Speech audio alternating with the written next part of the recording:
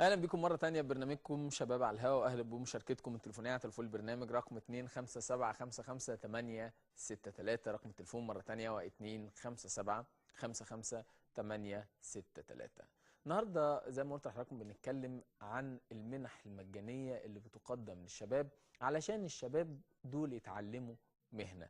في منح كتيره جدا بتقدم للشباب، انما النهارده مهنتنا زي ما شفنا الفاصل بتاعنا مهنتنا مهنه الحلاقه. فخلوني ارحب بضيف اللي بيشرفني النهارده في الاستوديو، الشاعر والاديب الاستاذ محمود عبد الله، مدرب الاتيكيت في المنح المجانيه. اهلا وسهلا بيك يا استاذ محمود. اهلا بحضرتك. شرفني ومنورني. اهلا بيك.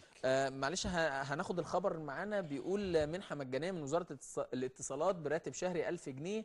وزارة الاتصالات قامت بمنحة مجانية للحصول على دبلومة في تكنولوجيا المعلومات، وذلك بمكافأة شهرية 1000 جنيه شهريا مع تأهيل المتدرب للحصول على الماجستير من كبرى الجامعات في بريطانيا وألمانيا وفرنسا.